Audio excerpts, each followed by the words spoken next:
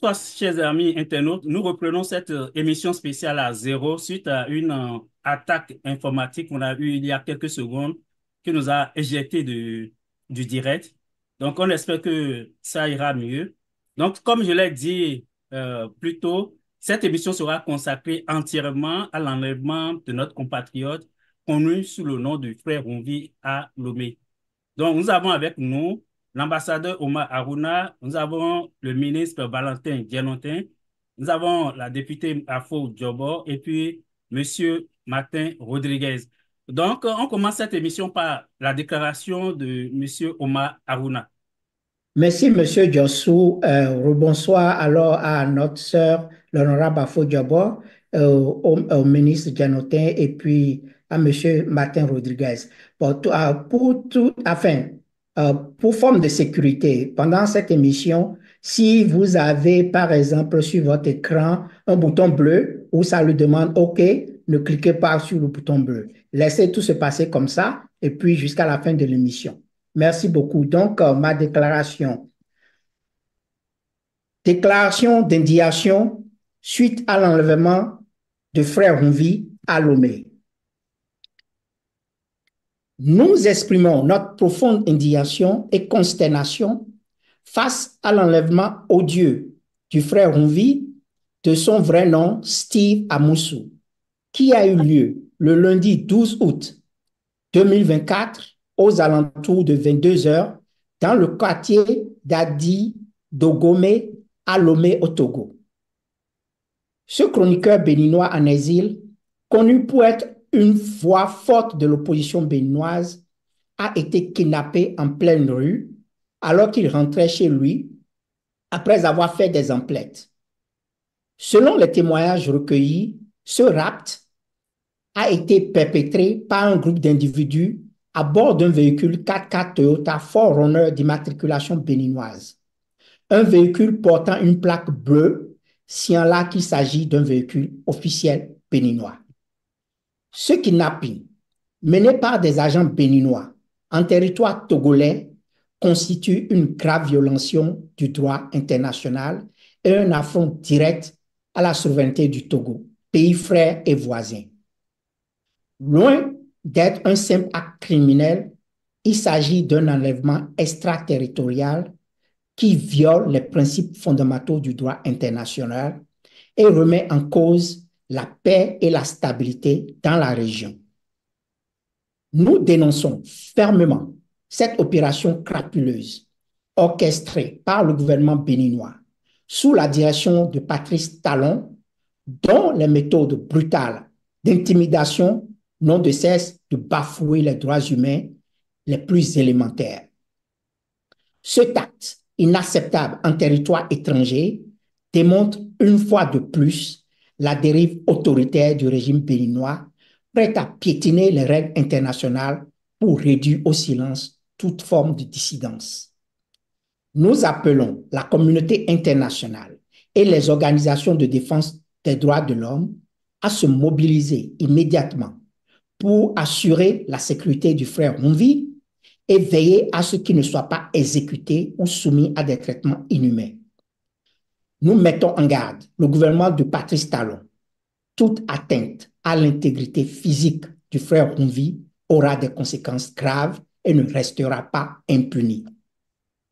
Nous demandons au gouvernement togolais, en tant que garant de la sécurité des exilés politiques sur son territoire, de prendre toutes les mesures nécessaires pour protéger non seulement le frère Rumvi, mais également tous les autres opposants politiques qui ont trouvé refuge au Togo.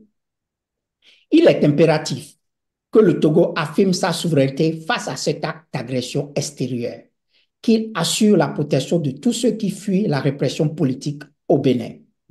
Enfin, nous enjoignons les États-Unis et les autres nations éprises de justice à condamner fermement cet enlèvement et à exiger des comptes au gouvernement béninois. Les lois internationales sont claires et nous ne tolérerons aucune violation de ces principes fondamentaux. Nous appelons à une action concertée pour que justice soit rendue et que de telles actions ne se reproduisent plus jamais. Merci. Fin de la déclaration. Merci beaucoup, Monsieur Omar Aruna, pour cette déclaration. Madame Afo Diobo, vous avez appris comme tout le monde, tous les Béninois, l'enlèvement du frère Henri. Quelles sont vos premières impressions à chaud? Ouvrez votre micro. Merci, Monsieur Jules Jossou. Merci d'abord de nous donner l'opportunité de nous prononcer sur cet acte criminel et crapuleux qui vient de s'opérer en territoire togolais à travers l'enlèvement donc de notre compatriote exilé au Togo. Et donc, je voudrais dire que il est aujourd'hui plus que clair et il doit l'être dans la tête de tous les Béninois et de toutes les Béninoises que Talon prépare son troisième mandat. Et donc, pour ce faire, il faut qu'il éteigne, coûte que coûte, toutes les voix dissonantes qui peuvent dénoncer l'arnaque qui se prépare, qui peuvent dénoncer le tripatouillage qui se prépare, qui peuvent dénoncer ce troisième mandat macabre qui a commencé à produire ses effets. Tous les Béninois doivent comprendre maintenant qu'il faut arrêter de s'agiter autour d'un quelconque code électoral qui serait mal conçu. Nous devons tourner dos aux élections de 2026. Nous devons nous organiser, nous mobiliser. Comme je l'ai toujours dit, c'est une révolution populaire dont notre pays a besoin pour réasseoir ses fondamentaux. À travers des élections, Patrice Talon ne partira jamais. Ceux qui continuent de croire que c'est à travers les élections que nous allons nous dégager Talon et son clan sont, de mon point de vue, des accompagnateurs du système de la rupture, des complices de la rupture, parce que tout est clair aujourd'hui pour dire que il n'y aura pas d'élection en 2026 au Bénin. Il y aura encore un braquage électoral.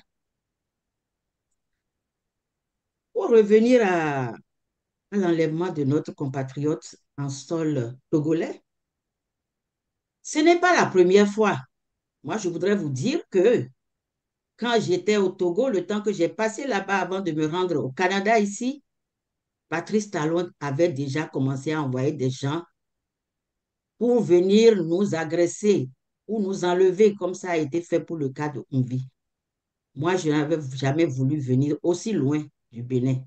Mais c'est à cause de cette insécurité que je suis venu loin. J'ai eu la chance, comparativement aux frères Onvi, de pouvoir être au Canada aujourd'hui. Patrice Talon doit savoir que, et je suis très convaincue de cela, il vient d'ouvrir une grande porte de publicité aux frères Onvi, qui en fait n'était connu peut-être qu'au Bénin et peut-être dans quelques pays de la sous-région ouest africaine, mais aujourd'hui il devient internationalement reconnu. Il devient une victime internationale. Et donc, pour ça, Talon et sa bande de criminels ont intérêt à protéger l'intégrité de ce digne fils du Bénin, qu'est Honvi, de son vrai nom, Amoussou, Steve. Talon a permis que moi, Amisetou Afo-Diobo, je puisse mettre le nom sur un visage, sur le visage de M. Honvi. Je ne le connaissais pas, je ne sais pas si je l'ai jamais vu. Et ce visage-là va aller dans le monde entier. Et il sera suivi des commentaires qu'il a été crapuleusement enlevé en territoire togolais, alors qu'il était sous la protection togolaise. C'est vrai que ça fait des années qu'il est au Togo. Et je ne suis pas sûre, pour les activités qui sont les siennes, qu'il ne soit pas sous la protection des Nations Unies sur le sol togolais. Donc, Patrice Talon, une fois encore, vient de démontrer à la face du monde qu'il est quelqu'un qui ne respecte aucune loi, aucun test. Rien ne l'arrête. Il n'y a que des crimes qui s'invitent dans sa conscience, des crimes crapuleux qui s'invitent dans sa tête. Il n'y a que ça. Au plan social, au plan politique, au plan économique, Patrice Talon est un criminel. Il faut qu'on le dise. Et pour ça, nous le mettons en garde. Je crois que ce sera son dernier crime, celui qu'il est en train de commettre à travers l'enlèvement de Rouvi. Et c'est pour ça que je veux inviter le peuple béninois à la mobilisation. N'attendons pas que ça arrive dans nos maisons.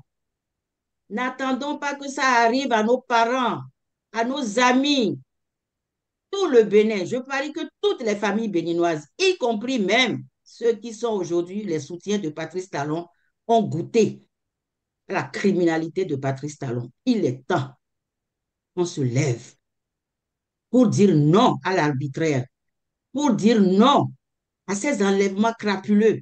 Nous avons déjà connu un cas où un opposant a été tué au Niger de manière crapuleuse jusqu'aujourd'hui. On ne sait pas ce qui lui est arrivé. Donc, nous disons que Patrice Talon a la responsabilité de la vie du frère Onvi et qu'il a plutôt intérêt à le libérer dans les meilleurs délais. Nous avons vu comment les dictateurs d'Afrique ont fini. Nous avons vu les Samuel Doe qui étaient assis et on décapitait leurs compatriotes devant, sous leurs yeux et ils jugulaient. Nous avons vu tant d'autres et tant d'autres et tant d'autres. Nous avons vu. Et je pense que le Bénin n'a pas besoin de cette horreur. Il faut que Patrice Talon arrête, qu'il libère très vite le frère Rouvi. Et par cette occasion que vous me donnez, je lui demande de libérer tous les prisonniers d'opinion qui sont en train de souffrir le martyre dans les geôles de la rupture. Je lui demande de revenir à la raison, de se déshabiller de ce diable, de cet habit de diable qu'il porte, pour que les Béninois se retrouvent à travers une rencontre des assises où le Hachapodi dont il parle là, c'est le moment de l'inviter, ce Hachapodi là, pour qu'enfin la paix, la solidarité, la fraternité reviennent dans notre pays qui nous est si cher à nous tous. Voilà ce que je voudrais dire et prier le Seigneur que sa puissante main repose sur le frère Onvi, où qu'il se trouve en ce moment, en train d'être martyrisé, j'en suis convaincu. Mais Dieu est plus fort que tout. Quand Dieu n'a pas dit son dernier mot, l'homme est incapable. Voilà ce que je voudrais dire et vous dire merci encore de votre engagement, Monsieur Jossou, pour tenir la lanterne allumée, la lanterne de la fraternité béninoise, la lanterne du vivre ensemble béninois, la lanterne de la réunion de l'Assemblée de tous les fils du Bénin qui ont tant besoin d'être sur leur sol. Merci. Merci beaucoup, Madame Afo-Diobo. Nous allons passer la parole maintenant à Monsieur Valentin Diamantin pour ses impressions à la suite de cet acte crapuleux perpétré contre notre compatriote à Lomé. Merci, Monsieur Jossou. À la suite de Madame Afo Diobo, j'aurais pu me taire parce elle a dit l'essentiel.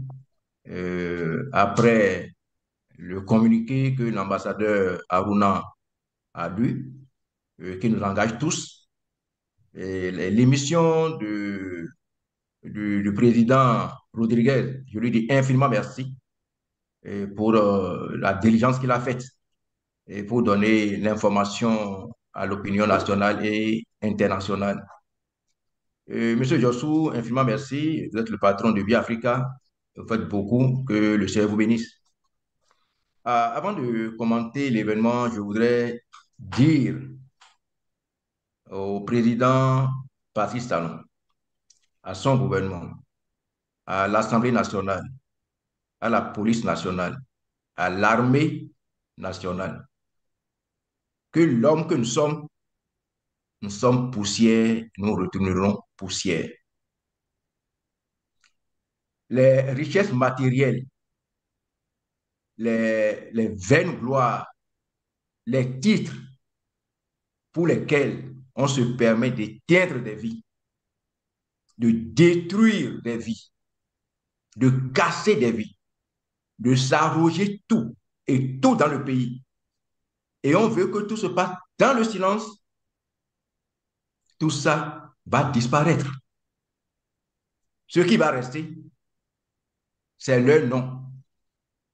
Et tel qu'il fonctionne aujourd'hui, ce nom, chaque fois qu'il va être évoqué quelque part, comme on dit en fond, ah, dans notre dialecton, Nouéwa, vraiment, vo, lilo, béméan.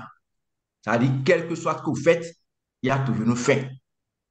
Des gens avaient été présidents, des gens avaient été ministres, des gens avaient été ambassadeurs, des gens avaient été honorables, des gens avaient été tout. Les gens avaient été hommes d'affaires. S'il pense qu'il est Dieu et veut toujours exercer sa toute puissance partout, il y a un Dieu. Je sais qu'il ne connaît pas Dieu, mais je prie Dieu, que Dieu touche son cœur. Alors, je voudrais, avec tout ce que l'on a déjà entendu à partir de l'émission de M. Rodriguez, la déclaration de l'ambassadeur et ce que l'honorable Afo-Diawara a dit, je voudrais apporter quelques clarifications supplémentaires. Et je crois que c'est ça que les gens ne voulaient pas, parce qu'en début d'émission, on a été attaqué. Heureusement qu'on a ces chaînes non conventionnelles, parce qu'on a voulu que tout se passe dans l'obscurité, on peut faire des gens ce qu'on veut. Vous savez, le frère Mouvi, qui a été kidnappé hier, comme on l'a si bien rappelé tout à l'heure, ça fait 8 ans qu'il est dans le combat. Et je crois que tout le monde le sait. Mais les dernières persécutions ont commencé le vendredi dernier, le vendredi, ça fait le 2 août. Le vendredi 2 août, un camarade à Mouvi a été enlevé également à son domicile et conduit à l'OCRC. Après, ils ont fait tout le circuit jusqu'à la Criette. Le dimanche, un second camarade à lui a été enlevé devant l'église. Il était allé à la messe. On est allé encore l'enlever. Et au départ, c'était pour dire que ils diffusent les chroniques de Rumvi sur leur site. C'était le point de départ. Ils ont pris leur téléphone, ils ont fouillé les téléphones et ils n'ont rien trouvé qui compromettait Rumvi. Mais à ma connaissance, oui, à la connaissance de tout le monde, Rumvi n'a jamais été convoqué par qui que ce soit. Mais quelle est cette gouvernance où on ne fait que kidnapper les gens? On ne convoque plus personne. Alors donc, ils ont été chercher le monsieur à l'église, devant l'église, ils l'ont amené, tout ça. Donc, comme ils ont fouillé les téléphones, ils n'ont pas trouvé. Finalement, il paraîtrait qu'ils auraient trouvé des traces d'actes de cybercriminalité il y a 6 ans, 7 ans. Et c'est sur ces infractions qu'on a fini par arrêter ces gens-là, qu'on a envoyés en prison la semaine dernière. On en est là quand subitement, hier nuit, effectivement, autour de 22 heures, alors qu'il est descendu pour acheter, on le prend by force et on le fout dans la voiture et on s'en va en trompe. Je ne vais pas revenir sur l'histoire qui a été déjà racontée. Alors, je voudrais simplement dire que c'est une désolation. C'est une désolation. On n'a pas besoin de toute cette barbarie pour diriger un pays. Mais si la gouvernance devrait être telle que le président Talon le conçoit avec ceux qui l'entourent, il pense qu'il pourrait venir aussi pour diriger le Bénin. Donc, il pense qu'après lui, le Bénin n'aura plus jamais de président. Il est éternel, même si aujourd'hui, il a toute la possibilité de faire ce qu'il veut. L'âge qu'il a aujourd'hui, là, est-ce qu'il peut en avoir encore autant après? Et pour ça, on se permet tout. C'est-à-dire, il n'y a plus même de convention. Comment on kidnappe les gens sur le territoire national? Les exemples, on peut les multiplier. On tue les gens, il y a des tueries extrajudiciaires. Et tout le monde le sait. On va tuer dans les écoles, on va tuer dans les brousses, on va tuer dans tout ça là. Et il y a même des policiers qui sont même heureux, des chefs de la police, qui sont même contents de ces exécutions extrajudiciaires. Et comme si cela ne suffisait pas, on a poussé plus loin pour aller encore sur un territoire étranger, aller kidnapper un citoyen, oubliant qu'ils sont allés sur un territoire souverain et qu'ils ont violé, Mais ça dit, c'est incroyable quoi. Nous avons déjà des problèmes avec d'autres pays. On n'en a pas fini. Et on vient encore en ajouter. Je voudrais demander à nos cadres qui entourent le chef de l'État que même s'il pense, s'il veut se faire passer pour Dieu, que ces cadres-là lui disent que tout n'est pas possible. Il y a des règles internationales qui régissent les relations. C'est au cadre, même les policiers qui se sont habillés en civil, je ne sais pas quoi, qui sont allés faire ces exécutions. C'est à eux de dire, président, la chose n'est pas possible. On ne peut pas aller chercher quelqu'un dans un pays étranger. Même ceux qui font déjà au pays là, ça va les rattraper tôt ou tard. Et j'en aurais fini momentanément parce que je dois revenir certainement pour dire que la sécurité du frère Rouvi est totalement entre les mains. Dieu seul sait ce qu'ils ont déjà fait de lui depuis hier. Dieu seul sait ce qu'ils sont en train de faire avec les deux premiers. Je me demande si ce n'est pas, si là, ils ont torturé, ils ont fait des choses là, qu'ils ont même pris les gens pour aller même aller le chercher, tout ça. Dieu seul sait ce qui s'est passé. Mais tout le monde sera comptable des actes qu'il a posés. Tout le monde sera comptable des actes qu'il aura posés. Parce que ils ne seront pas indéfiniment chefs. Il ne sera pas indéfiniment président lui-même. Les ministres ne seront pas indéfiniment ministres. Les députés, les policiers, les militaires, tout ça là. Et chacun va payer pour ce qu'il a fait. Même si nous, les humains, aujourd'hui, ils pensent que nous n'avons pas la capacité de leur faire quelque chose, la nature ne va en rien crédit, comme on le dit. Qu'on croit en Dieu ou pas, on doit tout payer. Donc, j'en appelle à tous ceux qui se réclament de partis politiques, de responsables politiques. À ce niveau, je ne fais même pas de distinction entre la mouvance et l'opposition. Parce que, rassurez-vous, hein, la situation devient suffisamment dangereuse, suffisamment grave, que personne n'est à l'abri. Même ceux qui sont avec lui, qui sont au gouvernement, qui sont à ses côtés dans les institutions de la République. Aucun de vous n'est à l'abri. Parce que ça devient une folie. Ça devient une folie. Il va vous poignarder et c'est après que vous allez vous rendre compte que vous êtes déjà mort. Personne n'est à l'abri. Parce qu'en réalité, un État, il y a des règles. Il y a des trucs qui sont conventionnels, qui sont internationalement reconnus. Ça dit, c'est pas possible, on ne se lève pas pour faire d'un pays ce qu'on veut. Et il a dit, oui, que bon, quand on a lui élu quelqu'un, pourquoi on va l'empêcher de faire ceci, de l'aider? C'est pas possible, ça, c'est pas vrai. Il y a des conventions, il y a des règles. Mais on peut fonctionner comme si aucune règle n'existe. Bon, on a droit de vie et de mort sur tout le monde, à tout moment. Chers amis, donc je lance un appel à toutes les autorités confessionnelles, religieuses, nos chefs traditionnels, tout le monde pour dire halte et lui dire de savoir raison garder. Ceux qui se cachent et qui disent, ah, il est nando, ndo ikpe dieu ta win so, mi do ikpe o mi do so, mina kwa mina ku. Do achaelo wadi. Monsieur Jossou, vous m'excusez vraiment de parler quelques 2 minutes en fond. Et je sais que tout le monde ne comprend pas ça, mais au moins. Mais moi, je dois me défier que nous avons été au Kodoto et nous avons frère Mouvi.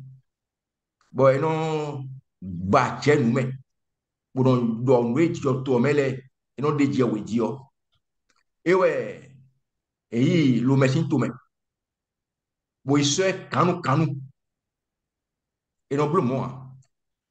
Et dasa dogo, bon, il met aussi tout, mais, bon, il dit ganou.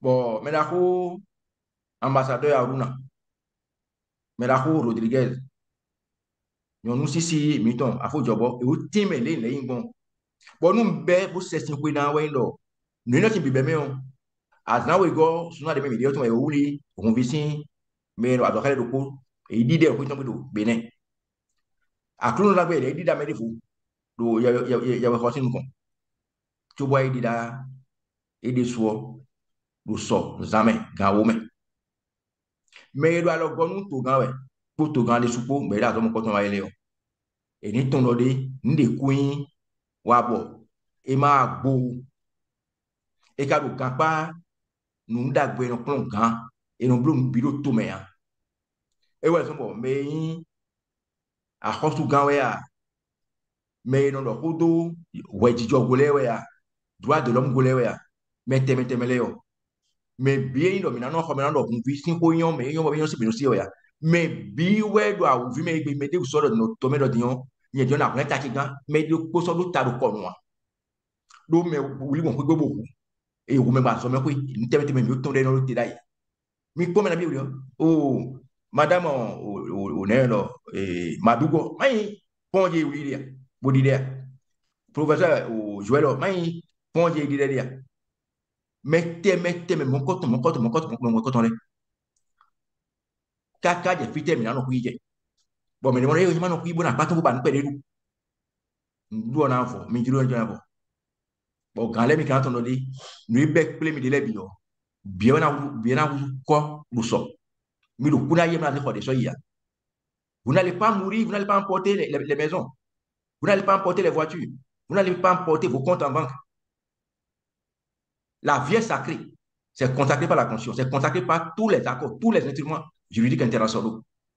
On ne peut pas continuer à bafouer la vie humaine de cette façon-là parce qu'on a un pouvoir éphémère. Libérez on vit. Libérez tous ceux que vous prenez en otage. Je vous remercie. Merci beaucoup, Monsieur Valentin Bienotin. Nous allons revenir à Monsieur Martin Rodriguez maintenant. Euh, Après votre point de presse déjà ce matin, est-ce que vous avez eu de nouvelles informations par rapport à l'enlèvement du frère Rumbi ou si vous avez d'autres éléments à ajouter à ce qu'on sait déjà? Votre micro est fermé, Monsieur Rodriguez. Euh, je vous remercie. Je dis mon remerciement à la dame d'abord qui est parmi nous ici, Madame Afo Diobo, à l'ambassadeur Omar, au ministre Genotin et vous-même, Monsieur Josso, parce que vous donnez beaucoup de vous-même pour cette cause-là. Euh, moi, ce que je veux dire par rapport à ce qui se passe euh, au Bénin en général, avant d'arriver à ce qui se passe en particulier sur le cas d'aujourd'hui, c'est que je pense que à force de faire des coups, de commettre des crimes, des forfaits, ça marche, que personne ne dit rien. Euh, Patrice Talon a fini par se dire que bon, mais tout lui est permis, tout lui est permis, comme il a déjà expliqué, que rien ne l'effraie. Alors il peut traverser la frontière, rentrer sur les territoires étrangers, aller kidnapper nuitamment ses concitoyens à qui il reproche de prendre la parole et de marquer leurs différences par rapport à, au point de vue qui est le sien. Vous voyez, j'ai vu une vidéo circuler il y a de cela moins d'une semaine, qui a été une vidéo de propagande du, du, du régime de Patrice Talon, où on a montré en quelques minutes des fleurs qui ont été plantées tout le long des routes avec quelques éclairages, des routes asphaltées. Et puis, il y avait donc en fond sonore la voix de Patrice Talon qui expliquait que pour développer le Bénin, en résumé, je veux dire, pour développer le Bénin, il fallait mettre sous le tapis les droits élémentaires des humains. Il fallait nous, nous refuser toutes sortes de droits, puisque au Bénin aujourd'hui, en 8 ans de règne, c'est que nous sommes résumés à n'avoir aucun droit. En fait, c'est de ça qu'il s'agit. Donc, Patrice Talon explique que selon lui, euh, le développement, ça passe par la confiscation de tout ce qu'il y a comme droit. Mais il n'est pas à son premier coup d'essai. Vous vous rappelez très bien qu'il était parti la dernière fois devant le MEDEF à Paris, où il expliquait qu'il ne fallait pas qu'on lui demande de faire la démocratie comme ça se fait en France. Et que lui, il ne peut pas faire le même type de démocratie, donc de lui permettre qu'il viole les droits de ses concitoyens. Je vais vous surprendre. Tous ceux qui sont en train de m'écouter, qu'ils aillent sur Google, qu'ils tapent qui est propriétaire du Bénin. La réponse va vous choquer. Si vous tapez qui est propriétaire du Bénin, Google vous dit c'est Patrice Talon. Vous avez une idée de ça? Même si vous tapez qui est le propriétaire des Émirats arabes unis, vous n'allez pas trouver le nom d'un individu. Mais le Bénin appartiendrait, selon Google, à Patrice Talon. Donc, et les hommes qui y habitent, et les biens, les meubles et immeubles lui appartiennent. Donc, c'est ce qu'il fait. Il a modifié même la définition du dictionnaire de ce que c'est que le développement d'un pays. Il peut aller dans un quartier, regarder, dire, bon, voilà, ce quartier-là, il est très joli. Je rase tout ce qu'il y a ici. Même si les gars possèdent des titres fonciers ou pas, ils arrachent leur maison. Ça devient sa chose, sa propriété. Les droits des humains ne comptent pas pour lui. Combien de personnes ont été exécutées depuis 2016 au Bénin? Combien de personnes ont été enfermées en prison juste parce qu'ils ont posté quelque chose sur les réseaux sociaux? La dernière fois, il y a un étudiant qui est mort menotté à un lit. Ce type, je crois savoir qu'il a passé presque 5 ans en prison. Il n'a jamais été jugé. Il n'a jamais su qu'est-ce on lui reprochait. Alors qu'il avait pris la route pour aller à son village. C'est en chemin qu'il a été arrêté avant d'atteindre son village. On l'a confondu aux manifestants, ceux qui disaient 5 ans, c'est 5 ans. Le gars a terminé en prison. Jusqu'à sa mort, il n'a pas eu droit de se soigner. Beaucoup de personnes ont été victimes et nous sommes restés silencieux. Donc, à force d'opérer au Bénin et que rien ne se passe, Patrice Talon s'est donné le droit d'aller au-delà de nos frontières. Il est parti au-delà de nos frontières. Qu'est-ce qui va arriver à notre frère Humvi? Quel sera son sort?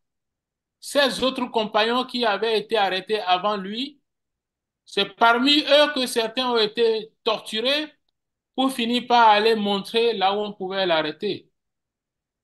Allez dans le pays d'autrui, garez votre voiture devant le portail et attendre que le monsieur sorte et vous le prenez. Quand ils ont voulu le prendre, la foule a voulu se soulever.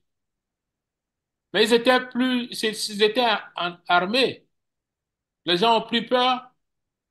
Rouvi a été bousculé, mis dans la voiture de force pour disparaître. Les Béninois, s'ils se taisent sur ça, ils vont se taire demain aussi sur ce qui va arriver dans leur famille. Personne n'est à l'abri au Bénin. Les Béninois qui sont à l'étranger sont exposés. Nous, on nous envoie des personnes pour nous empoisonner. comme on ne peut pas nous emmener au Bénin pour aller, on ne peut pas venir nous kidnapper facilement là où on est. Il y a des gens qui sont jetés à nos trousses. On ne sait plus avec qui il faut s'asseoir et bavarder. C'est dommage. Le petit pays, le Bénin, a besoin de développement. Et pour ce que je sais, le développement est tout sauf ce qui se passe aujourd'hui au Bénin. Parce que pour moi, le développement, c'est un ensemble d'actes, c'est un ensemble de transformations sur le plan technique, sur le plan social, sur le plan territorial, démographique, culturel, qui accompagne en fait la croissance donc, de la production. Mais nous, aujourd'hui, la production, nous n'avons aucun droit, les paysans n'ont aucun droit, les individus n'ont aucun droit. Donc, vous n'avez pas le droit de bavarder, vous n'avez pas le droit de produire quelque chose et profiter de votre production. Les gars qui produisent le cajou, le soja, le coton, ils doivent tout livrer à une seule personne, Patrice Talon. Margaret Thatcher a dit qu'une nation prospère doit s'appuyer sur des hommes prospères. Au Bénin, la prospérité s'appuie sur la prospérité. Le Bénin doit être prospère grâce à la prospérité de Patrice Talon et de sa famille. Ça s'arrête là. Madame Jobo, Afo Jobo a expliqué, c'est le troisième mandat qui est en téléchargement. Et pour ça, il faut détruire toute voix qui veut dire autre chose que la volonté du roi, la volonté du prince. Et c'est ce que nous vivons. Personne n'a aucun droit au Bénin, ni dans aucun domaine. Ce n'est pas seulement dans le droit à l'expression. Aucun domaine, vous n'avez aucun droit. Vous ne pouvez pas aller devant la police pour aller vous plaindre de ce que l'État vous a fait quelque chose.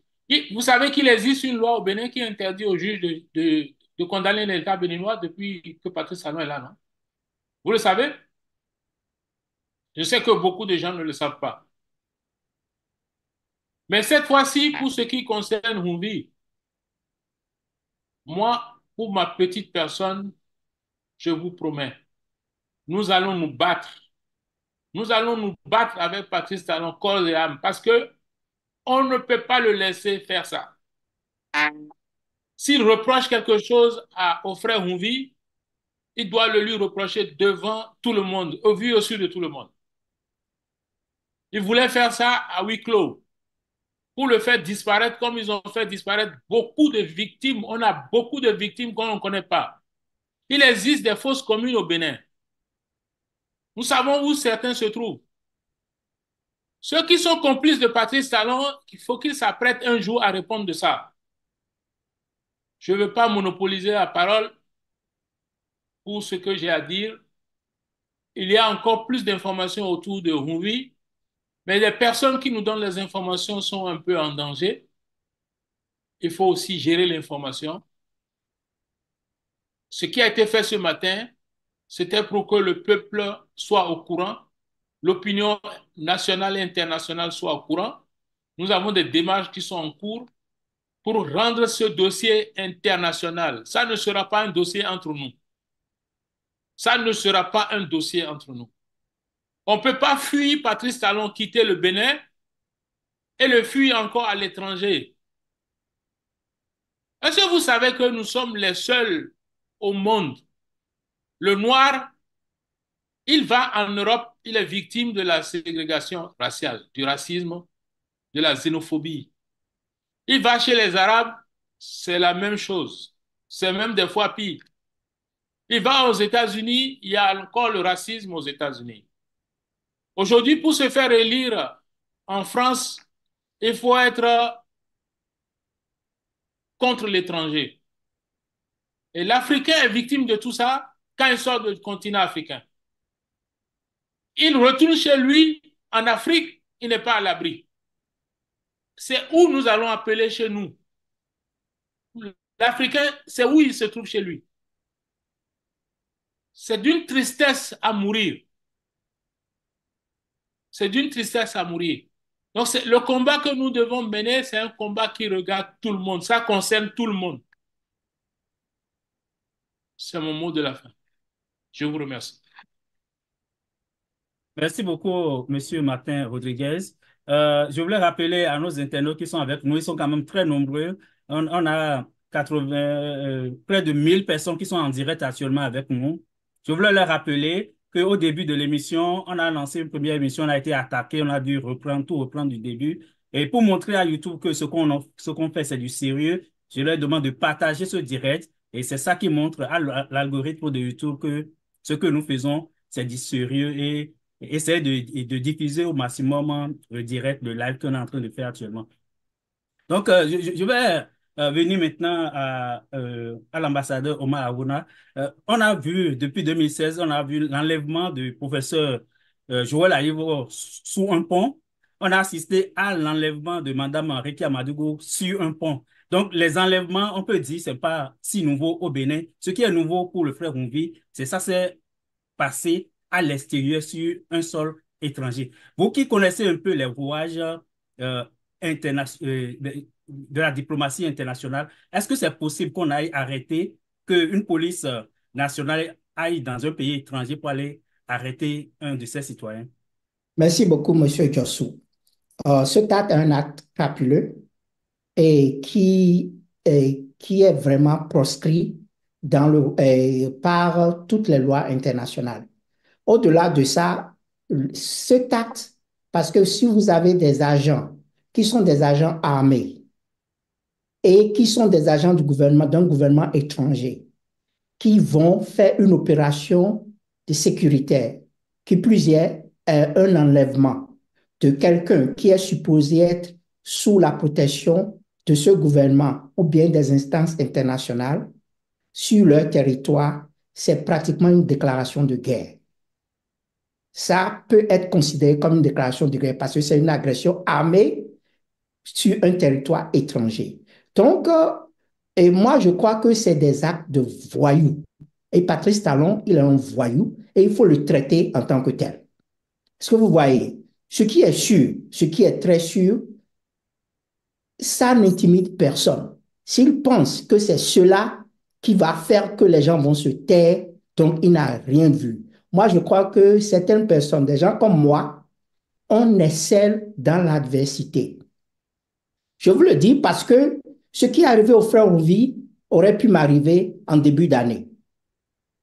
Quand mon petit frère est mort, les gens m'attendaient, je devais au Bénin. Ils sont passés, toute une ordre d'agents secrets sont allés à l'aéroport. Quand ils ne m'ont pas vu à l'aéroport, on les a dispatchés. Et ce n'est pas que on leur, quand je dis on, je ne dis pas à leur supérieur hiérarchique. Directement de la présidence, on les a dispatchés à la frontière Ila-Konji. Ils ont passé 10 jours à la frontière Ila-Konji à chercher M. Harouna Omar. Donc, c'est pour vous dire que ce n'est pas quelque chose qui est anodin. C'est toute une stratégie derrière cela. Mais ce qui est sûr, le cas de Humvi sera un cas école pour Patrice Talon.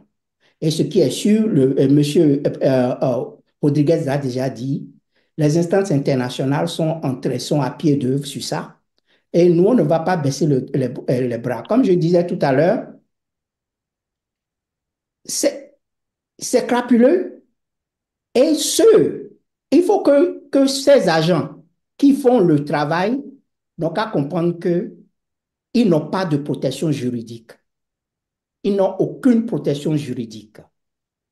Ils vont peut-être faire le travail, mais ce qui est sûr, c'est qu'on les identifie et ils seront poursuivis en tant que tels dans les institutions pénales. Je l'avais dit la dernière fois, je veux que je le répète, Patrice Talon est considéré comme un criminel des droits humains depuis 2018.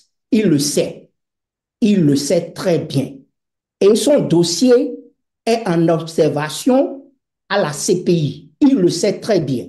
Donc, tôt ou tard, comme on dit, la roue de la justice, la vraie justice, elle tourne lentement, mais elle aboutit toujours.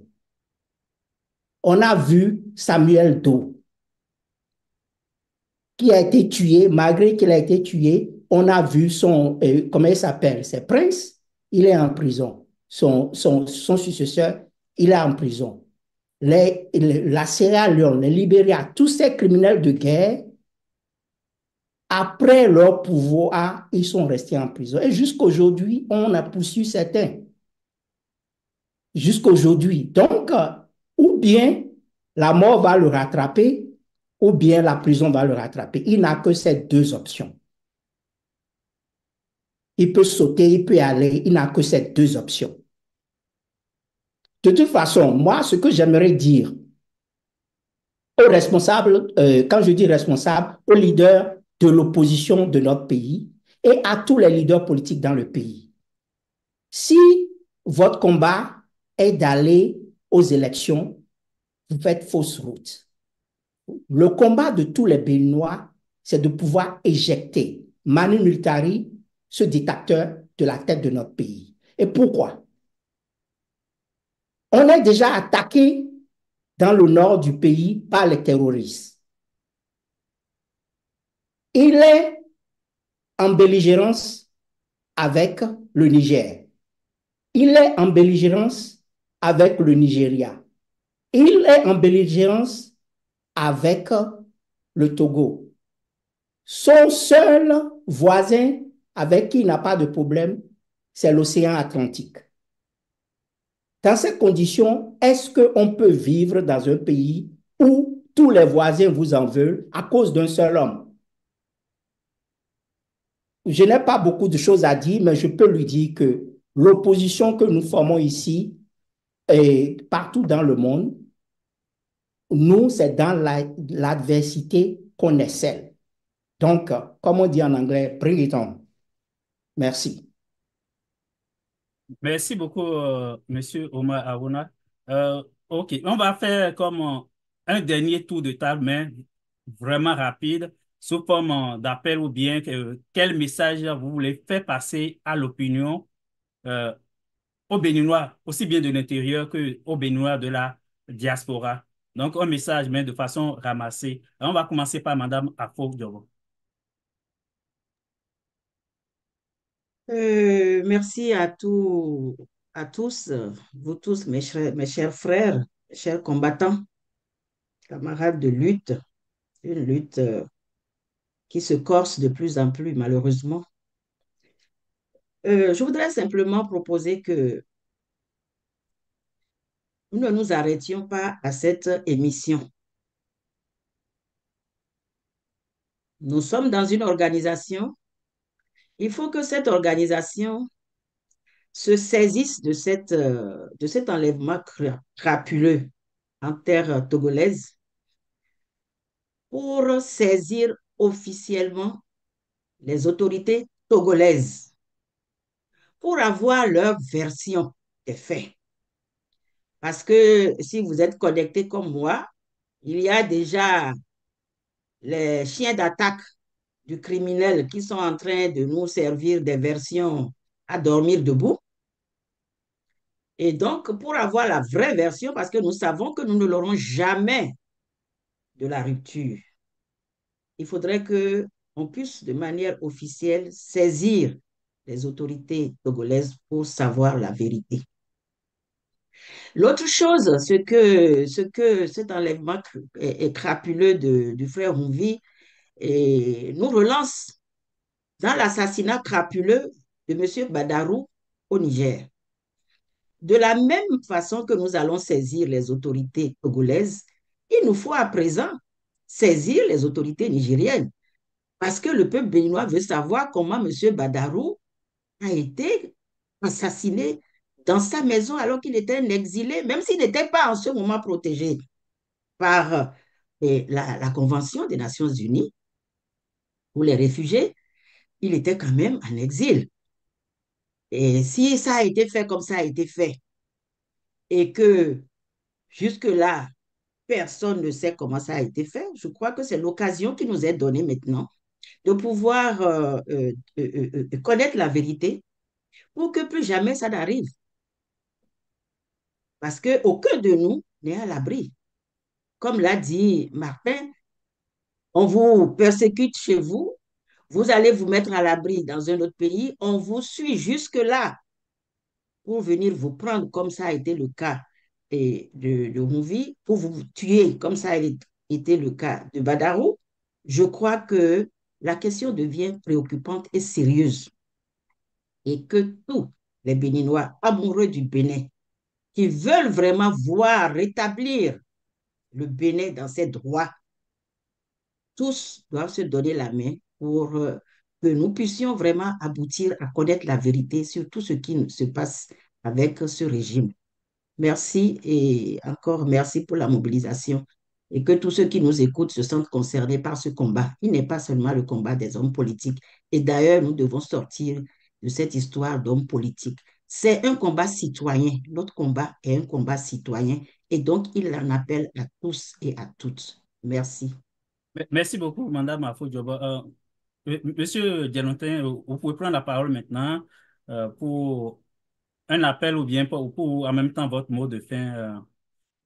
Merci, Monsieur Yossou. Vous devez bien me donner au moins quelques 2 minutes. Vous savez, Non, non, euh, c'est allez-y. vrai que nous ne pouvons pas tout dire aujourd'hui. Et je voudrais, comme l'a dit tout à l'heure Madame Afo-Diobo, faire savoir à nos autorités, parce que vous avez la sortie rapide du président Rodriguez sur votre chaîne.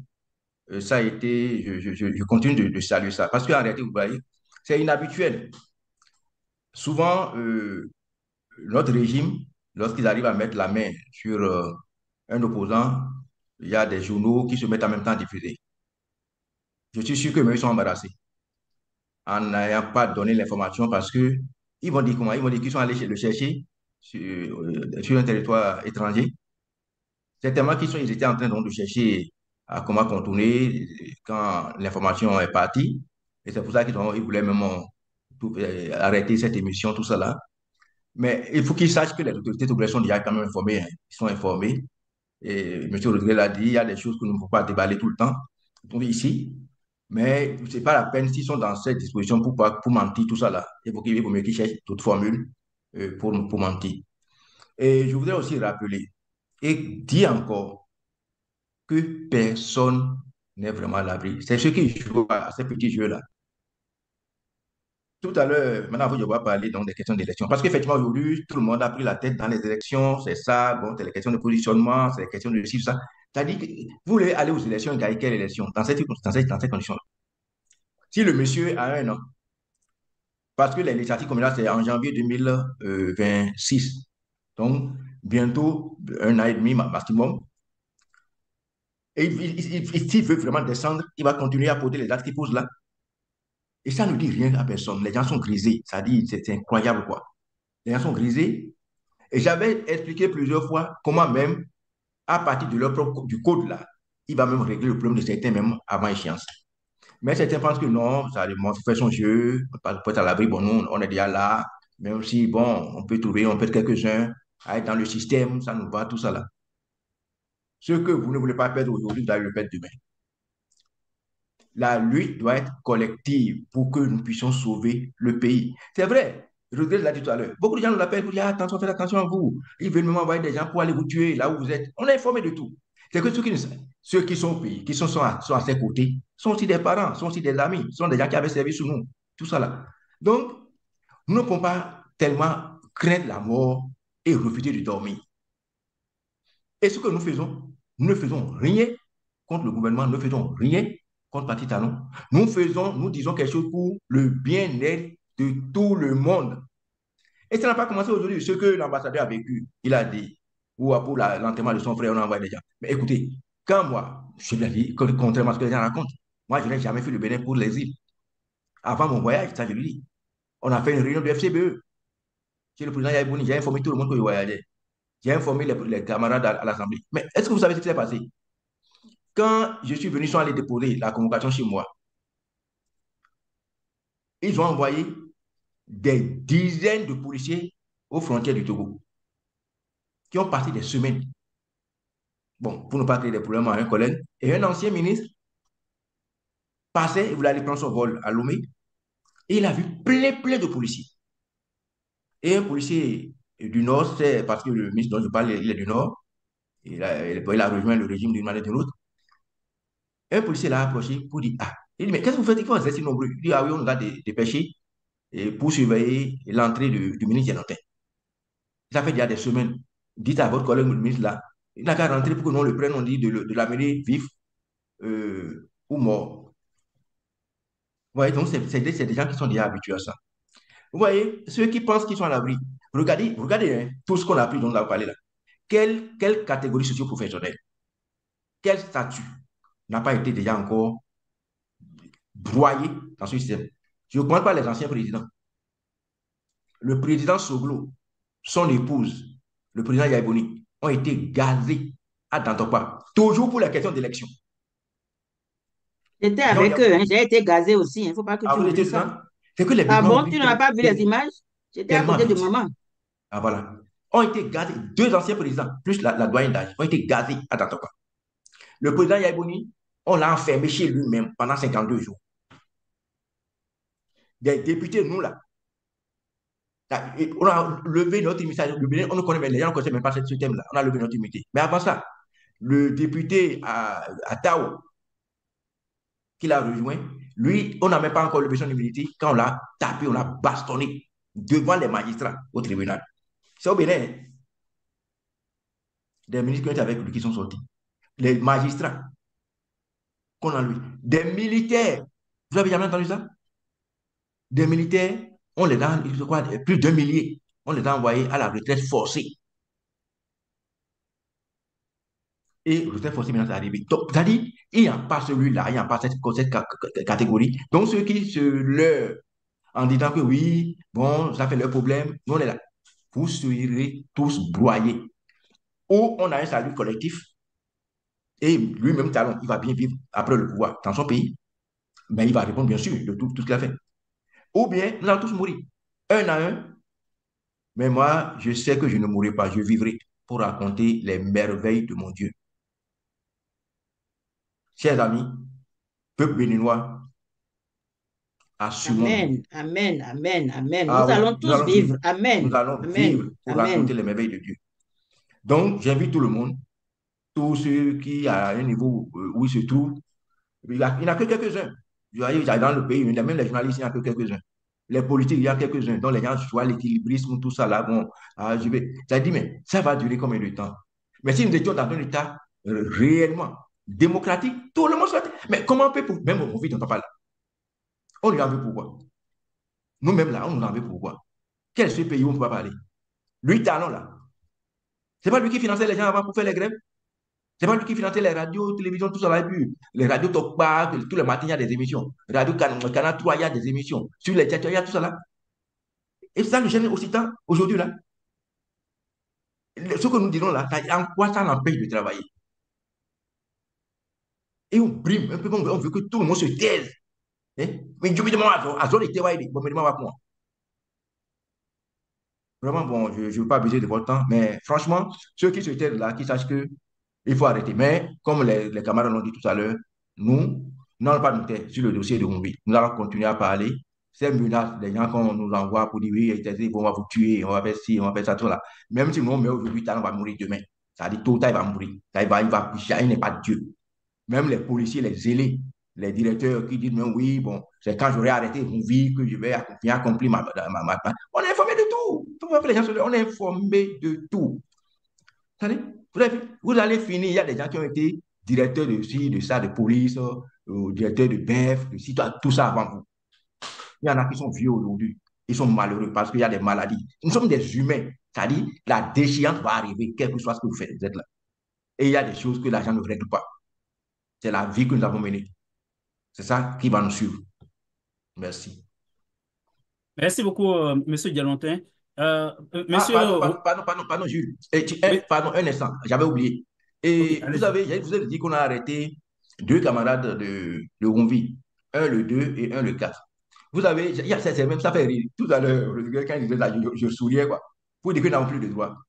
Et le premier qu'on a arrêté, et on m'a rapporté qu'on a dit qu'on a retrouvé mon numéro de téléphone dans son téléphone. Quelle est la loi qui interdit que des citoyens aient le numéro de téléphone de quelqu'un? Tous ces policiers-là, tous ces militaires, tous ces ministres, députés-là, D'ailleurs, mon numéro n'est pas dans le téléphone. Je suis un homme public. Je suis un homme politique. Mon numéro est sur tous les réseaux. Donc, il suffit qu'on trouve mon numéro dans le truc d'une personne, c'est une infraction. Et c'est quand même incroyable, quoi. Et des gens qui ont été à l'école ont ces raisonnements. Pour dire, ah, on a trouvé, on a vu même son numéro dans le téléphone. Et après, mon numéro de téléphone est même dans le téléphone peut-être du talon, peut-être de ces ministres, de tous ces députés. En quoi on peut m'empêcher d'aller d'avoir des... On va me choisir mes amis, on va me choisir mes camarades, on va me choisir mes parents. Arrêtons, quoi. Merci beaucoup, Monsieur Rodriguez. J'ai dit Monsieur Diamantin. Donc, la parole est maintenant à Monsieur Martin Rodriguez. Euh, Est-ce qu'aujourd'hui, en tout cas à l'étape actuelle où on est par rapport à la situation du frère Onvi, est-ce qu'on peut craindre encore pour sa vie? Parce que lors de votre premier message, vous avez vraiment insisté sur ça, sur le fait que qu'on ne porte pas atteinte à l'intégrité physique du frère Onvi. Est-ce qu'aujourd'hui, ou bien à l'heure où nous sommes, on peut garantir à l'opinion que sa vie est protégée? Bon, vous savez, j'ai- il y a, quand vous avez affaire à un illettré, par exemple, il y a l'avantage que il sait qu'il est illettré, il connaît ses limites. Mais quand vous avez affaire à un demi-lettré, il ne sait plus où s'arrêter. Je ne veux pas insulter Patrice Talon, mais Patrice Talon, il souffre de ça. Parce que voilà quelqu'un qui n'a jamais écrit une demi-page d'un article, mais qui vient, qui nous explique comment il voit le développement de notre pays.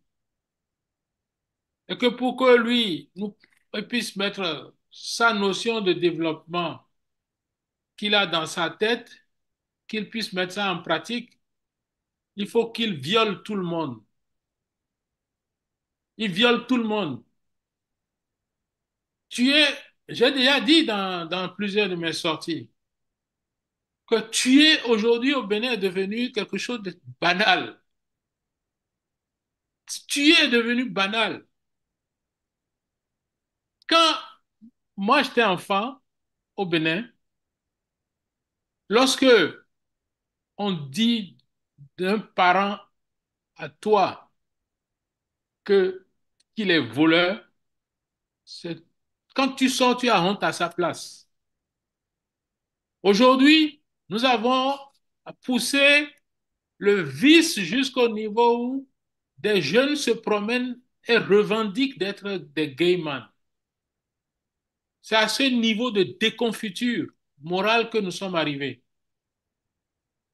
Et le régime politique qui gouverne un Bénin censé être une démocratie, qui en réalité c'est une autocratie électorale parce qu'il n'y a pas d'élection au Bénin. Il n'y a aucun droit au Bénin. Nous sommes dans un système qui s'appelle clairement la kakistocratie. C'est la gestion par la médiocrité. Je n'ai pas inventé ce mot, il existe. Ça a fait l'objet de débats ici sous le règne de Donald Trump avec ses collaborateurs. On gère par la médiocrité, le crime, la référence le mal. Il n'y a plus de morale. Il n'y a plus de morale. Donnez-moi l'exemple d'une catégorie de personnes qui peut lever la main et dire au Bénin, mes droits sont garantis. Patrice Talon, c'est lui qui donne des leçons de morale à tout le monde. Mais c'est lui qui a introduit l'argent dans le système politique béninois. Parce qu'il règne là-dedans depuis 30 ans. Il a acheté tout le Bénin avec l'argent du Bénin. Par la complicité des cadres qui lui ont signé des décrets. Des magistrats qui ont pris des décisions pour lui donner des milliards de l'État. Depuis 30 ans, 32 ans, depuis la sortie de la conférence nationale, si nous devons expliquer le parcours de Patrice Talon, il a régné par le crime. Le sang aujourd'hui ne lui dit rien. Mais celui qui a fait tirer sur une femme au bord de la route et après a donné un certificat de décès, mort de palu, qu'est-ce qui peut nous étonner par rapport à Hunvi? La dame ne lui a jamais rien dit. La dame ne connaît pas, elle ne lui a jamais fait de chronique pour le critiquer. Mais, le frère Hunvi, tous les jours, il dénonce les comportements, les dérives de Patrice Talon. Il aurait voulu le tuer 1000 fois s'il pouvait. C'est pour ça qu'on a donné l'alerte. Sinon, on pouvait se taire et rester tranquille. Mais on n'avait pas les garanties que ce type serait traité. S'il pouvait même sauver sa vie, c'était déjà beaucoup. Nous devons aujourd'hui nous battre pour que sa vie soit sauvée. Et les autorités togolaises ont l'obligation de tout faire pour mettre leur poids dans la balance, que rien n'arrive à Hunvi parce qu'il était sur leur territoire. Nous sommes dans un pays où Patrice Talon dit que le Bénin est un désert de compétences. Le numéro un incompétent, c'est lui-même. Un illettré, un demi-lettré qui s'ignore. Parce qu'il n'y a rien de plus dangereux que quelqu'un qui se promène avec un sens distordu. Il ne connaît pas le sens de ce qu'il raconte. Il dit des mots, il dit tout et son contraire, il fait le contraire. On nous a montré des images il y a quelques jours avec la voix de Patrice Talon pour nous montrer asphaltage, les fleurs, des routes qu'on a construites sans études, à 3-4 fois le prix. Quand il pleut, il faut se déplacer en pirogue à Cotonou. Je n'invente rien. On n'a pas pu régler le problème d'inondation au Bénin. Il y a des quartiers entiers à Cotonou qui n'ont plus de l'eau pendant des années. À Papa, là-bas, ils n'ont pas de l'eau. On leur envoie des factures d'entretien. Dans quel secteur? Ce n'est pas seulement l'expression, le droit d'exprimer, le droit de parler. Aucun secteur aujourd'hui où vous avez le droit à quoi que ce soit. Vous n'avez ni l'eau ni l'électricité, parce que toute l'électricité, le peu qu'on produit, on doit consacrer ça exclusivement aux usines que Patrice Talon a mis à Gros-Djibé pour pouvoir escroquer la totalité de notre économie. Toutes les activités lui sont données. Il est exonéré de douane et d'impôts. Même là où il ramasse des milliards, PVI, il est exonéré de droits et d'impôts. Donc pour ça, là, il n'a pas besoin de voir des Hunvi se promener. Hunvi est un danger pour lui. Nous sommes un danger pour lui. Toute personne qui peut dénoncer ça constitue un danger pour Patrice Talon. C'est pour ça que ceux qui se taisent par rapport à ce qui se passe sur le cas Hunvi, qu'ils sachent qu'ils se taisent par rapport à eux-mêmes. Hunvi, ce n'est qu'un nom, ce n'est qu'un titre, c'est un être. Mais l'être humain, nous sommes tous les êtres humains. Patrice Talon n'a pas de sang de couleur verte et que les autres ont le sang de couleur. Tout le monde a le même sang. Nous avons la même ADN. L'espèce humaine aujourd'hui sur Terre, c'est l'homo sapiens. Il s'autodétruit. Il pille son pays pour aller déposer l'argent dans les paradis fiscaux. Ceux qui ont pris l'argent de l'extérieur pour aller investir au Bénin, on les détruit. Aucun homme ne peut se promener. Aucun. Il n'y a pas un seul milliardaire au Bénin si ce n'est pas Patrice Talon. Vous savez qu'en 3 ans, il y a eu 4000 morts pour insuffisance rénale au Bénin. Parce que Patrice Talon a supprimé la prise en charge de la dialyse. Les gens n'ont aucun droit. Alors, l'élimination de Hunvi, pour lui, c'est rien. C'est pour ça qu'on s'est dépêché de crier. Et nous allons continuer jusqu'à ce qu'il le libère. Et qu'il libère tous ceux qu'ils ont kidnappés. Les Rekia Madougou, les professeurs à Yvon, professeurs de droit constitutionnel, on les allait l'enfermer. Ils sont plusieurs en prison. Vous avez vu, il y a quelques jours, Amnesty International a fait un rapport sur les conditions de détention de nos prisons. L'effectif est presque 8 fois la capacité installée. Cette histoire de frère Hunvi nous donne une occasion de mettre les projecteurs sur le dictateur qui croit qu'il est un agent de développement. Il n'est pas un développeur, il ne connaît pas ce que c'est. S'il connaît ce que c'est, qu'il vienne. Vous n'avez jamais vu Patrice Talon dans un débat? avant qu'il ne devienne président. Vous ne l'avez jamais vu dans un débat. Le seul débat qu'il a essayé de faire avec des journalistes qui sont venus truquer les débats, c'était avec Lionel Zissou, dans la précipitation pour une élection. Vous l'avez vu après ça faire un débat avec qui? Même si je dors, je suis en plein sommeil, vous me réveillez au milieu d'un sommeil, il ne peut pas tenir devant moi 5 minutes. Nous n'allons pas le laisser bouffer la chair et boire le sang de frère Humbi. Nous allons nous battre avec lui jusqu'à la fin. C'est ce que j'ai à ajouter. Merci. Merci beaucoup, monsieur Martin Rodriguez. Et pour finir, je vais donner la parole à l'ambassadeur Omar Haruna. On sait que dans le cas de Mme Rekia Madougou, le groupe de travail de l'ONU avait pris une décision en faveur de la ministre, mais juste là, l'État béninois n'a jamais exécuté cette décision, c'est-à-dire la libération. Le groupe de travail avait même demandé qu'elle soit dédommagée, mais jusqu'à présent, on n'a rien. Mais ce cas précis encore, on peut prendre ça comme un flagrant délit parce que euh, il a été enlevé même au-delà de nos frontières. Est-ce que ça peut être un argument de plus pour ce groupe de travail là pour mettre un peu plus de pression sur le gouvernement béninois? C'est un argument de plus même pour tout le système des Nations Unies et surtout pour tout comment dire, le système juridictionnel du, de l'ONU, donc même de la CPI. C'est un argument supplémentaire. Vous avez du bruit un peu là, mais c'est un argument supplémentaire. Et je dois dire que c'est ce régime crapuleux de Patrice Talon qui tire à sa fin va voir vraiment c'est quoi le monde réel quand ils vont sortir du pouvoir. C'est là ils auront le monde réel. Et, de toute façon, moi, ce que j'aimerais dire pour, comment dire, finir, mais aussi à la suite de tout le reste, à tous ceux qui ont parlé, c'est un élément très important que M. Rodriguez a mentionné. C'est le fait, la notion que pour développer un pays, on devrait, comment dirais-je, et on devrait éliminer tous les droits élémentaires. Ça, c'est une notion du Nédertalande ou bien une notion du néolithique. Et je crois que ça même donne une notion claire de ce qui est Patrice Talon, un incapable.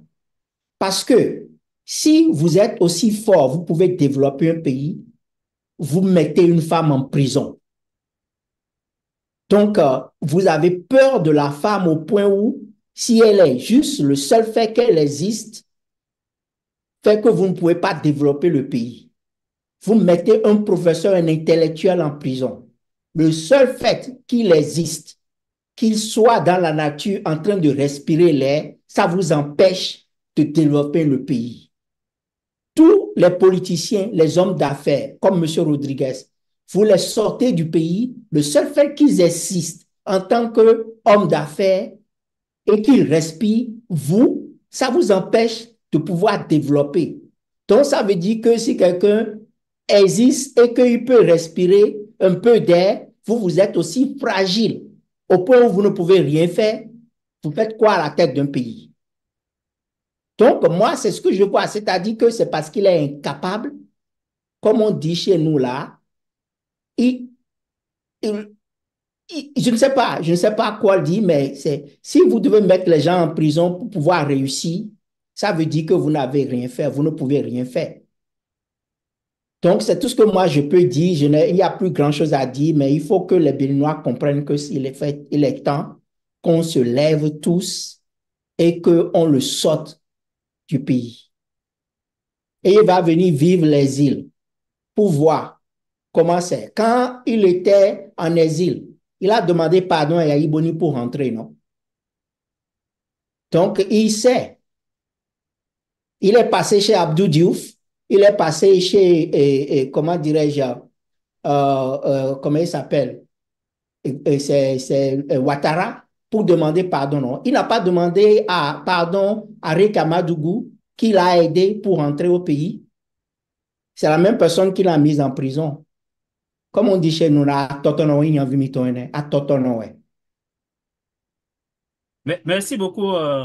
Je voudrais vous remercier les quatre invités, Madame Afo Diobo, Monsieur Valentin Djelontin, Monsieur Martin Rodriguez et l'ambassadeur Omar Aruna. Grâce à vous, on a franchi un cap sur ma chaîne. Je voulais quand même vous remercier pour ça. Pour la première fois, j'ai fait un direct où j'ai dépassé 1000 personnes au même moment. Donc, on est actuellement à 1400.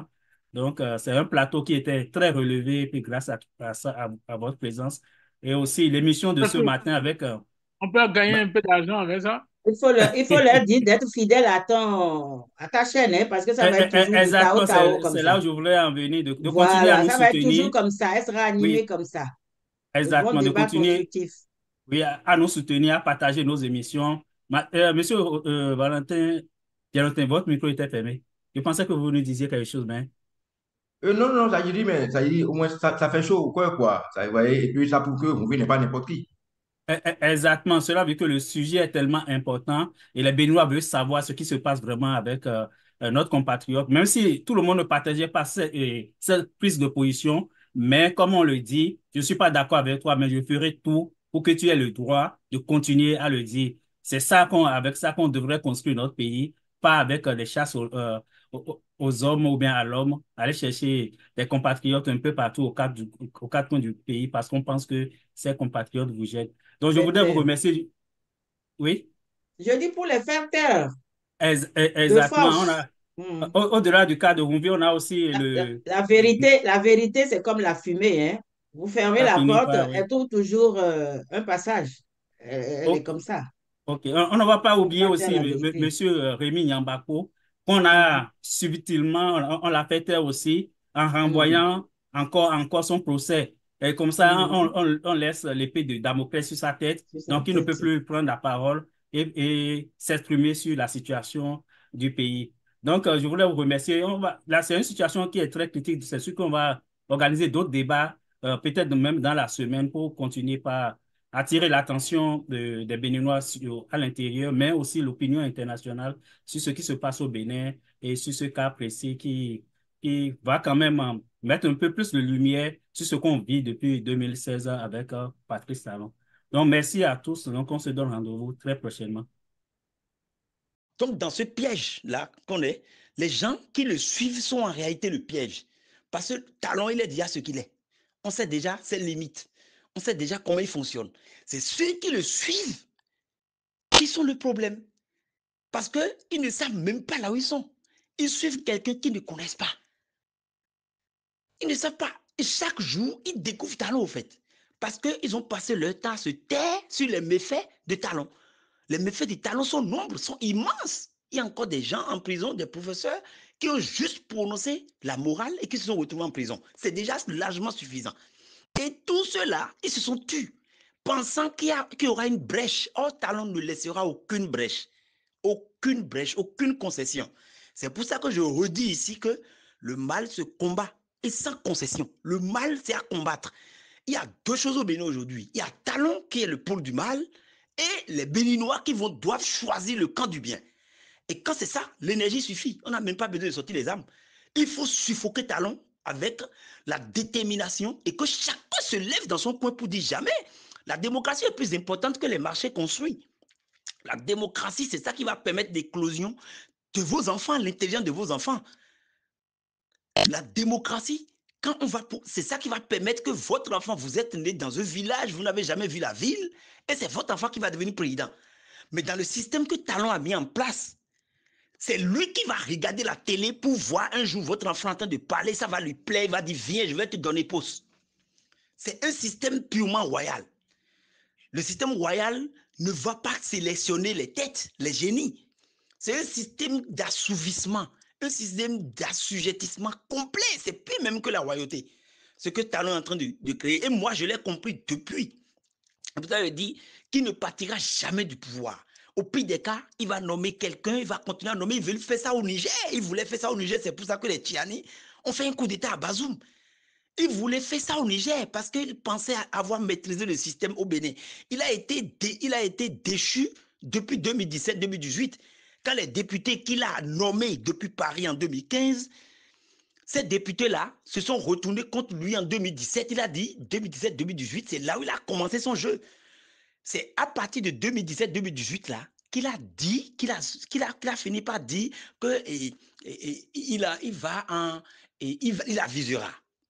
Il a dit qu'il avisera tout simplement parce qu'il pensait avoir déjà acheté tous les grands électeurs là, le conseil folklorique politique. Et il a vu que les gens sont venus lui dicter la règle de la démocratie pendant que lui il était au pouvoir. Alors qu'il pensait les avoir achetés. Il dit, donc, avec l'argent, on ne peut pas tout faire. Je vais coxer les tests. C'est ça qui a amené tout ce que vous voyez là, les sorties, les tueries, les lois, les trucs d'exclusion et quitus fiscal, c'est ça. Et il est en train de monter. Il y a d'autres qui vont sortir bientôt. Je ne peux pas rentrer dans son directeur de conscience. Pour vous sortir, il va sortir pire que quitus fiscal. Et c'est ça qui a fait qu'il a fait un deuxième mandat. Sinon, il voulait s'arrêter à un mandat pour créer une république où lui, il est dans son coin, toute la république est entre ses jambes et il tire les ficelles, il tire ce qu'il veut, il nomme un président qui n'a aucun pouvoir. Il crée les choses dans le pays et c'est lui seul qui gouverne le pays, il est tranquille, il est chez lui dans son paradis. Donc, ceux qui n'ont pas internalisé ça sont encore dans l'erreur. Et ils seront les premières victimes, les dernières victimes du Talon, parce qu'il n'en aura pas assez encore. Je ne suis même pas sûr qu'il ira en 2026. Il n'en aura pas assez, les gens vont prendre conscience, surtout ceux qui sont avec lui là. Ils vont prendre conscience. Actuellement, il surexploite, suruse. Il dirige même les entités, les divinités. Parce que les gens sont dans l'argent, ils veulent avoir l'argent. L'État béninois étant un État absent, a créé un pouvoir d'achat extrêmement faible, toujours pas le jeu des systèmes comme Talon a mis en place. Talon fait partie de ceux qui ont fait que l'État béninois n'a pas défini un pouvoir d'achat pour les Béninois. Parce que lui, il est un homme du pouvoir et son pouvoir est lié à la faiblesse des autres. Son pouvoir est lié à la misère. Tant qu'il n'y a pas autant de misère, lui n'est pas fort parce qu'il n'est pas productif. Celui qui est dans la production, qu'est-ce qu'il cherche? Il cherche que les autres aient les pouvoirs d'achat pour pouvoir acheter sa production. Lorsque vous créez des tramways, vous voulez bien que les gens prennent votre tramway, mais si les gens n'ont pas l'argent, vous ne pouvez pas prendre du tramway. Donc, vous êtes obligé de donner un pouvoir d'achat aux gens pour qu'ils prennent du tramway. Quand vous faites une domi, Dangote, là, maintenant, il a d'abord besoin de la population nigériane. Il faut que la population existe. Donc, il ne sera pas dans la dynamique de réduire la population. Ça fait un. Deuxièmement, il va tout faire pour que les Nigériens aient au moins un pouvoir d'achat pour pouvoir acheter du ciment, pour pouvoir acheter une domi, pour pouvoir acheter le pétrole, pour pouvoir acheter l'essence. Mais Talon n'est pas dans cette dynamique parce qu'il n'est pas dans la production. Donc lui, il veut seulement se contenter de la manne républicaine qui est liée à la fiscalité et au prêt. Et c'est ça qui le rend milliardaire. Du coup, il n'a pas besoin du peuple. Il a juste besoin du pouvoir. Ça, c'est un pouvoir nocif, extrêmement ruineux, un pouvoir de destruction de la personnalité humaine, des paquets biologiques que nous constituons. Et c'est ça qu'il faut combattre. Vous voyez, il n'est pas productif, il n'est pas quelqu'un, il n'est pas un modèle. C'est pour ça qu'en Occident, il y a toujours une remise de pouvoir d'achat aux populations lambda. Sinon, qui va prendre les bus? Qui va aller au supermarché? Si je n'ai pas 500 francs dans la semaine, je vais aller acheter quoi? Ouais, donc lui, il est dans une dynamique force, aucun progrès là, dans son histoire là. Les marchés qu'il a construits, qui ira dedans s'il n'y a pas de pouvoir d'achat? Il ne produit rien. Il ne permet pas aux Béninois d'avoir de pouvoir d'achat. Et pour ça, il est en train de mettre un système politique complètement crétin, un système politique de primitif. Ça ne marchera pas. Et les gens sont en train de suivre ça. C'est ça qu'il faut expliquer. Qu'ils comprennent ou pas, ils vont se faire prendre au piège. Talon doit être le seul qui décide et c'est ça qui va faire prendre les gens au piège. Les gens sont avec lui et ne savent pas qui il est. Les gens sont avec lui, ils l'ont fait venir dans l'idée de démocratie et pensent que Talon, par exemple, va partir démocratiquement. Jamais Talon n'a nulle part à aller. Il va aller où? Il n'a pas d'ingénierie, il n'a pas l'intelligence pour capturer de l'argent. Il vit au détriment du trésor public et de l'épargne. Il parasite l'épargne des Béninois pour vivre. Et l'argent doit venir dans ses jambes cash. Lui ne veut pas de transition ni d'effort. C'est ça le PVI, Bénin Contrôle. Vous avez vu qu'il est allé même jusqu'à soumettre la douane du Bénin. La douane dépend de lui pratiquement. On va dire que je ne comprends pas le système. Mais globalement, c'est ça. La preuve, le président Yahi Boni a été contre un PVI que lui-même a validé avant les élections de 2011. Et il a fait vote face. À partir de 2012, et nous avons eu droit au coup d'État, ou bien c'est pas tentative d'empoisonnement, tentative de coup d'État, puis les fuites, les îles, les voitures, mal arrière. Donc, comprenez la personne, la personnalité de ce genre de type de citoyen qui veut être au-dessus de tout, sans investissement ni ingénierie.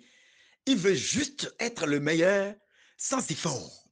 Il veut profiter juste de la manne. Et il en est arrivé à un niveau où il confond pratiquement toute la République et les biens de la République à son bien personnel. C'est-à-dire, il remonte même dans le passé en pensant que ses ancêtres ont été interprètes et très dignes d'esclaves. C'est qu'ils ont une supériorité raciale par rapport à nous. Donc, ils nous traitent comme des petits zinzins, des sujets de sa République. Donc, il n'est pas du tout dans la dynamique démocratique. Là, maintenant, il sait que soit il prend le pouvoir, ou bien il a la liberté de ne pas prendre le pouvoir en 2026, mais il n'a aucun choix que de nommer. Nommer qui? Nommer une personne qui ne vaut même pas son orteil. Quelqu'un à qui il va dicter toutes les lois et faire de lui ce qu'il veut. Et c'est ça qu'il veut nommer. Et ça, ils ont voulu faire aussi au Niger. Mettre la main sur Bazoum et commencer par nommer pour gérer toutes les ressources du Niger. C'est pareil. Il doit beaucoup, même en c'est pareil. Et il a déjà mis la main mise sur le Bénin. La preuve, en 2006, il nous le dit clairement que c'est lui qui a nommé carrément le président Yahi Boni. Le reste, c'est le folklore électoral. Les chiffres quoi? Les chiffres là, vous savez, non? Les PV caducs. Les chiffres qu'on nous donne pour les élections là. D'abord, les élections, c'est fraudé, mais ils ont besoin d'une base de données. Donc, ils font de la base de données dans les histoires de cantine là. Et ils donnent des chiffres, ils déclarent des chiffres, il n'y a pas d'élection. Ils déclarent des chiffres. Pourquoi ne pas donner les chiffres depuis les bureaux de vote? Donc, il sait qu'il a la même mise sur tout ce dispositif que les Béninois l'ont aidé à entretenir tout le temps. Vous voyez, je parle de 2006 déjà. Et si on peut aller plus loin, c'est pour vous dire que il sait qu'il n'a nulle part aller. Le pouvoir exécutif du Bénin est dans ses mains pour l'éternité. Parce que lui, les riches ne pensent pas à leurs fins. Même quand ils pensent à leurs fins, ils ont toujours une progéniture là. C'est pour ça que dans les dom-toms, ça continue. Ça continue dans les dom-toms. Les anciens esclavagistes qu'on a dédommagés sont toujours ceux qui sont en train d'avoir les supermarchés, les usines, les recherches, dans les dom-toms. Et ça frustre les Noirs qui sont restés là. Donc, il est dans cette dynamique. Et dans cette dynamique-là, il ne lâchera jamais le pouvoir. Et les gens pensent que puisqu'ils l'ont amené par la démocratie, il doit subir la démocratie. Jamais. C'est là où vous vous trompez. Il ne va jamais laisser le pouvoir. Il laissera le pouvoir s'il avait développé une ingénierie, une industrie où il commence par vendre indomie, ciment, il commence par fabriquer d'abord produits. Voilà qu'il est dans un système purement improductif. Négoce, intermédiaire politique, et il a pris le pouvoir, il est devenu carrément l'exécutif, lui seul, contre toute la nation. Vous allez obtenir quoi de ce type? Ce n'est que, c'est un mal pernicieux. Il n'y a rien à tirer des talons, hein, je vous le dis. Parce que les gens vont vouloir faire démocratie avec lui. Les gens n'ont pas compris que c'est un sujet qui dépasse nos royautés. Et puisque nous avons un système traditionnel qui est basé sur la royalité, qu'est-ce qui s'est passé? Notre tradition s'y retrouve parce que notre tradition est une tradition qui est une tradition de pouvoir. Une tradition dans notre tradition, il n'y a pas le droit. Il n'y a pas le droit de l'homme. Parce que quand on a besoin de votre tête, on peut vous décapiter pour donner de la force à un fétiche. Donc, notre tradition, elle est une tradition de verticalité. Donc, le système du talon, les traditionalistes retrouvent l'histoire et leur amplitude dans le caractère du talon. Ça veut dire que, vous avez vu que pendant la traite négrière, toutes nos traditions et nos vaudous là ont pratiquement convergé vers les rois. C'est pour ça que Abomey est très puissant en matière de fétichisme et de tradition. Sinon, Abomey, ce n'est pas une terre de fétiche. Ils ont glané les fétiches. Les gens convergent vers les rois pour venir leur vendre les pouvoirs astraux. Même chose aujourd'hui, les gens vont vers là-bas, vers Talon, parce que Talon n'est pas démocrate. Et vous l'avez fait venir en démocratie, vous avez remarqué que les cadences et ces pas de danse ont changé. Et vous n'avez pas compris que vous devez vous désolidariser. Il va vous cramer un à un. Parce qu'il n'a nulle part à aller. Vous n'êtes pas une garantie pour Talon. Ceux qui sont autour de lui, là, sachez très bien qu'il sait que vous n'êtes pas garanti pour lui parce que vous êtes en train d'acquérir l'ADN de la démocratie pendant que lui, il est en train de restaurer une autocratie qui ne dit pas son nom. Une autocratie d'expropriation, une autocratie d'écrasement, de clochardisation, de ruine de l'intelligentsia, une autocratie de mise à nu des Béninois. Or, vous Béninois, là, vous n'êtes pas dans ça. Vous pensez que oui, il est fort, il veut faire les machines métalliques, il veut faire le développement, il a le pouvoir. Vous voyez que monsieur, comment il s'appelle là, Katakatabi Ojo, il dit oui, c'est un homme de pouvoir. C'est qu'il a eu affaire avec lui. Il a vu dans ses yeux que c'est un téméraire du pouvoir, quelqu'un qui est dans l'abus du pouvoir et qui ne concède rien. C'est pour ça que lui, ça lui plaît. Parce que ceux qui veulent devenir président de la République et qui n'ont pas eu la culture de la démocratie, ils aiment le pouvoir. C'est-à-dire celui qui fait bien, qui exécute, qui s'impose, qui écrase tout le monde. Ceux qui veulent prendre le pouvoir et qui n'ont pas pu se désolidariser de la culture africaine adorent bien les gens qui ont le pouvoir. C'est pour ça que beaucoup de potentats en Afrique durent. Les Africains sont friands de la royauté et de celui qui est téméraire, crasseux, écrasant. J'ai oublié les mots, hein. Il y a des mots quelqu'un qui est de la suprématie. Les Africains aiment ça. Or, nous sommes en train d'apprendre à nous départir de ça et devenir démocrates. Et autour de Talon, c'est par exemple le problème de Olivier Bocom, mon analyse personnelle. C'est ça que je suis en train de dire.